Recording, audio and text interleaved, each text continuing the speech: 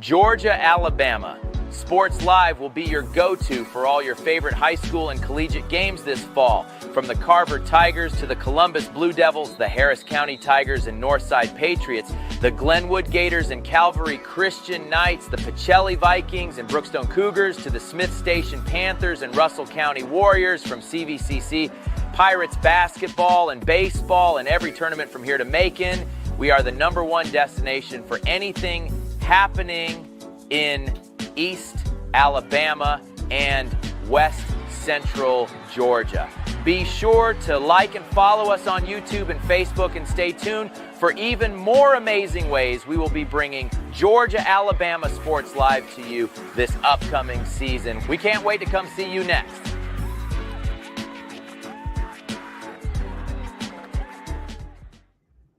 And good afternoon to everybody. Welcome to a special edition of Columbus United FC Soccer Talk. We're going to start revving this up once a week as the season approaches us. We're excited. A brand new season, the second season, and a new league. And I am joined by the head coach of Columbus United FC, Coach Brett Teach. Coach, how you doing? I'm doing well, Richard. How are you guys doing down there? Doing fantastic. We cannot wait to live stream that first game on May the 17th against Tennessee SC. I want to recap last year because we had you on the Georgia Alabama Sports Live show numerous times with that incredible run to get to the NPSL Final Four. However, you did fall to FC Motown, but just to be one of the 4 teams remaining out of 96 teams in the NPSL was impressive. Did you ever think, like, when the regular season ended, you finished with a 4-3-3 record? So you pretty much had to fight your way through the playoffs, go on the road. It was really just an incredible July, having to get road victories over Pensacola, Jacksonville, Hickory FC to end up winning the Gulf South Sunshine region, and then the South region getting a win over West Texas. Did it ever occur to you that this team was capable of going on a run? Yeah, what's really interesting is after, I think, our 4th game, because we opened on the road all last year. We played our first 3 or 4 games on the road, and we went to Naples, who for the first half of the season was probably the strongest team in our league. They had a lot of players leave mid-year for different reasons, so toward the end of the year they weren't as strong. But when we played them, they were very good, and we lost the game we quite frankly should have won. That was our only loss early on. And then we drew at Tallahassee. We drew at New Orleans. Both games that we could have lost. Tallahassee, we were fortunate, quite frankly. And then we played Pensacola at home, and we beat Pensacola. And I told the guys during the week, I said, look, we've seen everybody now. We'd seen the teams we were playing. And I said, if we continue to improve and do the things that we do, it will not matter what the other teams do, because we will simply be better. And I think they looked at me like I was a little bit crazy, but I've been doing this a few years. And there are certain key indicators during training or games that, as you're starting to round into form, if you want to call it that, you feel really good about your group. We had a very difficult loss at Pensacola and a great game for one of our losses. We lost another game. And that game, the Pensacola game, the second game really didn't mean anything because the playoffs were all set. So we both them and us they were still going for #1 overall seed in the conference. We weren't. So we kind of rested some guys. One of our key midfielders, we allowed him to go and take care of some family business. And we had some different things. And I'm not saying we didn't try to win, because we did. It's just we were able to play some other guys. And in the end, it was a great game. We lost, I think it was 2-1. But so really, from mid-season on, we didn't lose any games for 6 weeks. And I felt very strongly that we were in a great position going forward. Now, of course, you can never predict you're going to Final Four. What I did know is that we were going to be a very difficult team to beat. We had a good combination of ability to attack teams. We were dangerous in the counter. But the other key, especially in the summer with last year, was that it's so hot. And we were able to control so much of the game with the ball that our guys, quite frankly, didn't have to put as much effort in defending as maybe other teams did against us. And yes, over time, that does matter. So was I completely surprised? No, not at all. I felt we could win our league. I felt that from, I thought we played the toughest schedule of really anybody because, in the way, I don't want to get too much into last year, but the way the schedule laid out last year, you only played one team from the other half. We happened to play the team that won it in Naples. So our 2 games was against the very best team in the other half. And then, we played New Orleans twice. We played Pensacola 3 times and Tallahassee 3 times. And those were all very competitive and tough games. And then we played Tallahassee a 4th time. Yeah. And that was a struggle after we'd beaten them twice in a week, 3-1, 3-1. And then we had to play them again a week later. And so in a 2.5 week period, we played the same team 3 times. And those were all very difficult games. But I think when you begin to find a way to win those tight games, then you begin to believe. And I think confidence and belief is such a great part of athletics. And so surprising, no. And when I watched the teams that we played, like when we played the, Hickory in the South Region semifinal, they were good. I felt we could get them, and we did. And we went out to West Texas. I thought it was going to be a shootout, and it was. I felt both teams could really attack. Both teams were missing key guys because at that time of the year, everybody's going to have guys go back to college. And we had lost one of our key guys. Evans had to go back to Campbell University. But it's next guy up. You just keep playing. And then we found a way to get through. There were some weather things that night that were very difficult because the wind was about 30 miles an hour the whole game. Yeah. So, we went up 3 goals. And then we gave up 3 goals. So, when we were in the wind. So we knew it was going to be that kind of battle. And at that point, once you get to really that elite level, the Pensacola, because, Pensacola was a game that came down to a moment. Then, Jacksonville, I thought on the night we were a little better than they were. Just we could have played them another day and they would have been a little better than us. Hickory, I thought on the night we were a little better, but they certainly could have won.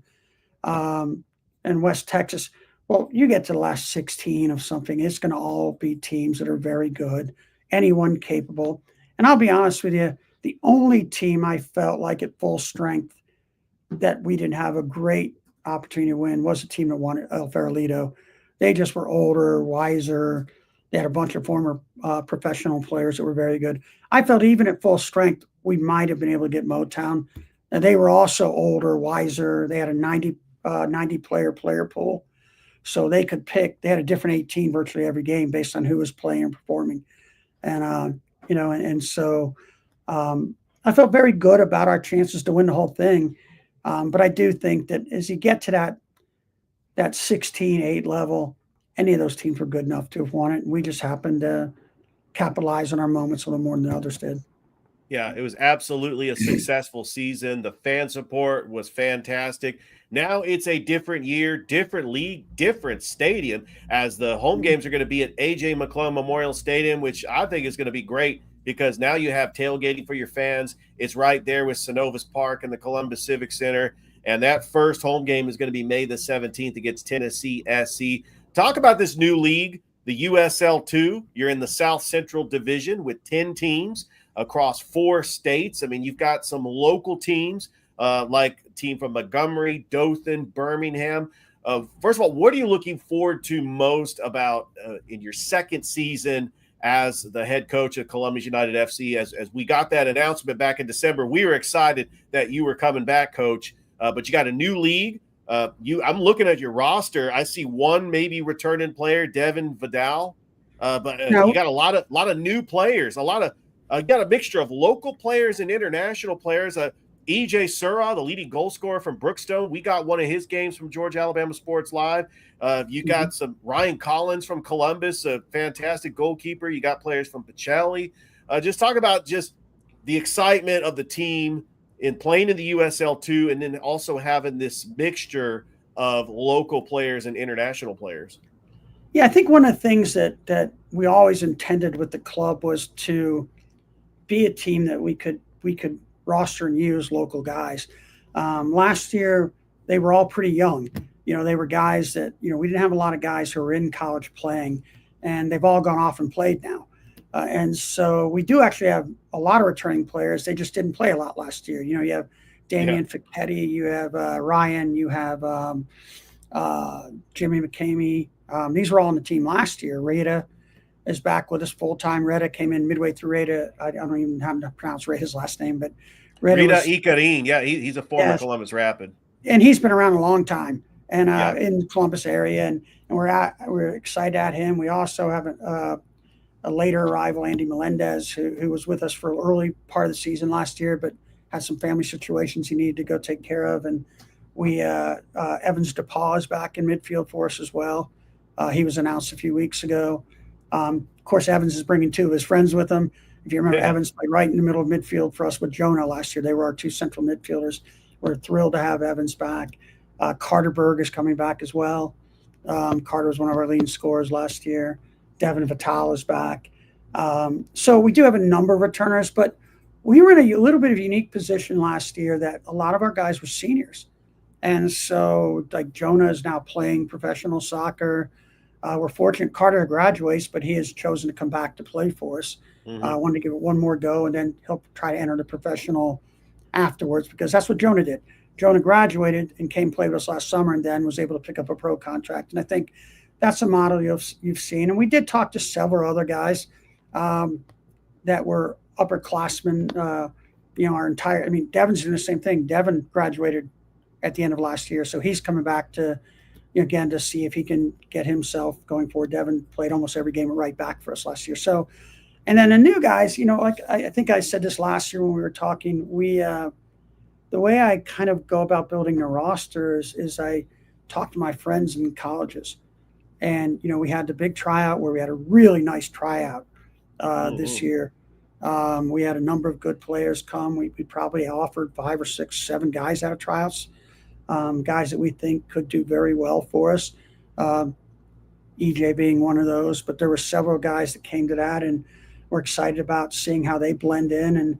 And then, we went, you'll notice, even though they're different names, they're a lot from the same schools. Well, they happen to be friends of mine. Like we now have 2 guys from Mary Washington plus Carter. We have 3 guys from Campbell University where Evans played. And then we're adding a young man from University of Tulsa who is one of Evans' best friends from back home in Ghana. So we've just basically, obviously this year was a little bit easier to recruit players because we're a known quantity now. And so, we just basically cast a wide net. We look for Columbus area players that were, playing Alex Arasti, guys like that were playing at, colleges that we could add to our roster. And, and then we're bringing one of my former players down, Eric Villatoro, who will step into that Jonah role as a player assistant coach for us. And, right. And he's also on my staff at Mount St. Mary's here. So we're excited to have him down. So, yeah, I'm excited about the group. It will be a work in progress early on. And the league is going to be very challenging. USL too, I obviously have known a long time. I actually worked for the USL when I was in Richmond for a good bit, more in League One, which is their lowest tier professional soccer. But one of my former assistant coaches used to run USL too, and he and I had a good conversation about the ins and outs of it. But for us, it was about the opportunity to, number one, in the USL, look, first thing I want to say about the NPSL, unbelievable experience last summer. I had a great time in it, loved it. Had we not had to travel 6 hours for every game, I don't think we're even having this conversation. But now we have an opportunity to play, 2 or 3 times in Atlanta and Dothan, Montgomery, Birmingham. Our long trip is shorter than our second shortest trip in the league last year. So Right. From a travel perspective, like when you go to Naples, Florida, nobody cares down there about Columbus, Georgia. But when you go to Dothan, we're going to have 5,000 people at that game. It'll be great. When we go to Montgomery, I coached in Montgomery for a number of years, and so it's old home week. Then when we go up to Birmingham, I've recruited Birmingham relentlessly for years, and that's going to be a great rivalry. And the Atlanta, I'm from Atlanta. And the teams up there are all very good team. Like Apotheos, who also came with us from the NPSL, they were in the NPSL final a couple of years ago. So you have a number of what I would call really, really good clubs in a close proximity. And then, of course, Asheville City decided to join us. They're one of the best teams in the country. And what's great about that is they had the choice. They could have gone. I was talking to their staff, and they're like, "Yeah, we had the choice to move to a different division, but this division looks so challenging and tough. We wanted to be in it." So I expect every game to be fantastic, just like we had last summer. I think the new venue, I'm really pumped for it. When I was down for tryouts, I spent some time in the stadium and just getting a feel for that area. And it was a big softball tournament going in the area in that whole park. And it was, I had to park like illegally. I parked up like so I could walk in the stadium, and, the field looks immaculate, grass. It'll be nice for the guys to play on grass. We're still going to train, on turf. Another incredible stadium. I forget the name of the it's not Kinnett. It's the other one we're training. AJ McClung. Yeah, McClung's is the game field, right? Yes. But we're gonna train on the big turf stadium, the huge one. Oh, Otis Spencer. Yeah, we're gonna train at Spencer. So we actually have two new homes: our training facility and then our game facility. Nice. And Spencer, what's nice about that is it's gigantic. You got full width. You got 75, 80 yards of width to work with. It's a beautiful facility. But for games, we couldn't ask for a better place. I was so excited when Hitch was talking to me about the possibility of moving there. And then, I know my guys are excited about grass versus turf to play on, especially in Columbus, Georgia, in, mid-June. It's 100 degrees out. It's a different animal. So, and then of course, aesthetically for the club, I think it's an unbelievable fit. So, and then obviously this is where you want to be in that area. Because as that development continues and as teams, the minor league team comes in, and I think it's going to be electric down there. So super excited about the club. And as far as me coming back, it was never really a question this year. One of my last summer, not just because we did well, but most people that tune into these things know that I coached John Dale, who's one of the owners, and that Hitch and I have a special relationship. I recruited him, didn't get him, but his son played with us at VCU for many years. And I've gotten to know his daughter, Eleni, our general manager, over the last several years. And so there was just such a positive vibe, and to be part of such a professional organization was really, really great for me personally, and then I have such a connection to the community. And then, of course, I'm close to my family in Atlanta.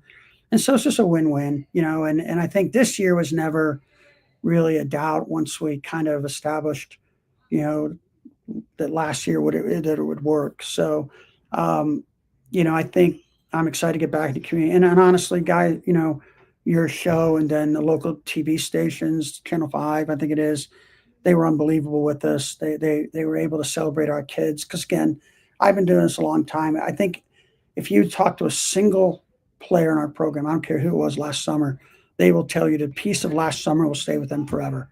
It's not just the games, because the wins and losses are great, but the way the community adopted us, the way that they met with us and were part of who we are, it was just special. And I think we're all excited to get in and see if we can create that same type of environment, going forward again.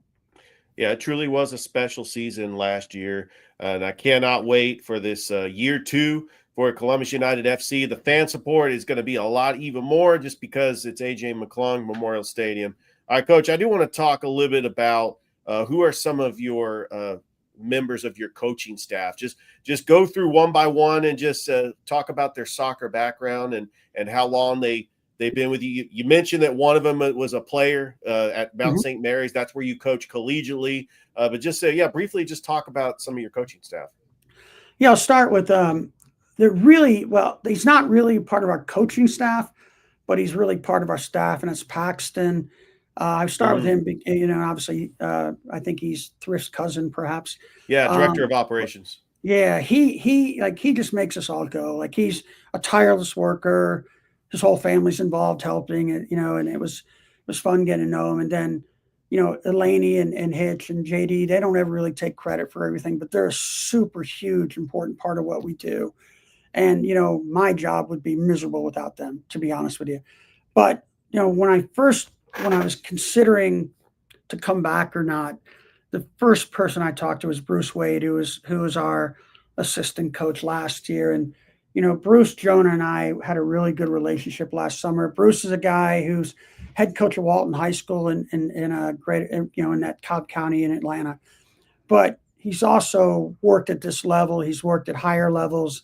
He was an indoor pro coach for a while. He's done a lot of different things, but he's also the right kind of person. Like he and I are similar in age. I'm a little bit older, but we've kind of gone through the same background. I've known him for 25, 30 years.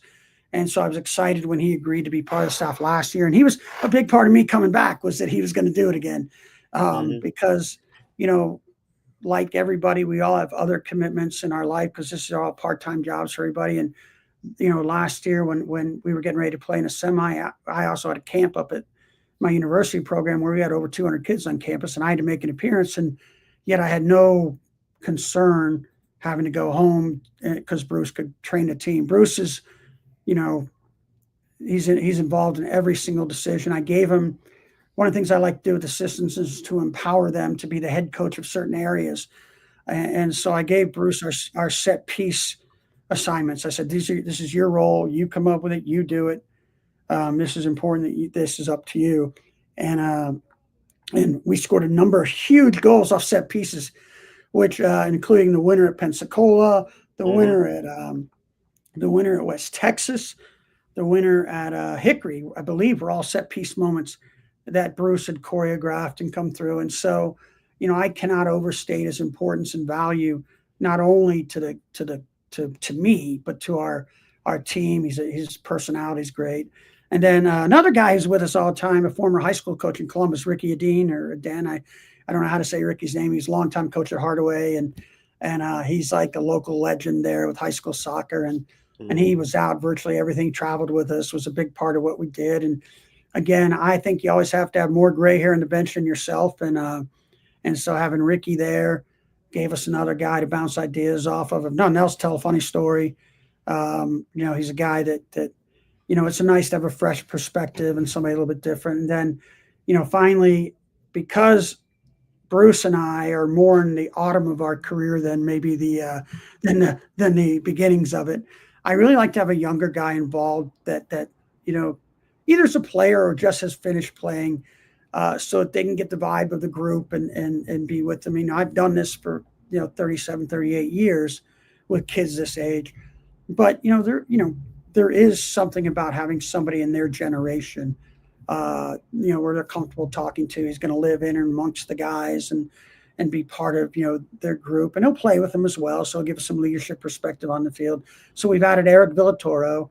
Eric was, one of our leaders on my college team this past fall, was a grad student. He'd already finished his undergrad, or he finished last fall, and then he's going to be doing his master's now. So he's on my staff here now. So he's kind of our, a little bit of a gopher, but also very involved in the day-to-day of everything we do. And so I thought it'd be a really good hands-on experiment for him to come play, but also be involved in the coaching staff. And so he'll have an area. It's funny you asked him about what they do. He's going to be very involved in the warm-ups and the opening phase of training to help set the stage for what we're doing each day. And I think it's very important that everybody has an ownership part of what we do as a group. So, because it really is about building a consensus within a group. It's not about, this is all teach, because it's not. I'm only as strong as the people around me. It starts with getting the best staff to put around us in all areas. And then, we bring players in that fit an image of what we like, and we go from there. So that's really the details about our coaching staff. I'm excited to have everybody back, and then the addition of Eric is fantastic. Well, Coach, I'm excited about this upcoming season. We would love to have you back on throughout the season, and good luck on May the 17th. I know that the whole city is going to be buzzing about year 2 for the Columbus United FC, a new venue and a new league, and I know that everybody's excited, and we will have that game for you on Georgia Alabama Sports Live. Thanks for taking time out of your busy schedule, Coach, here on Columbus United FC Soccer Talk. Thanks, Richard, and we couldn't be happy you'll be the home for us this year. Absolutely. That is the head coach of Columbus United FC, Coach Brett Teach. Thank you so much for watching another episode. We will see you next week. Have a great rest of your day, everybody.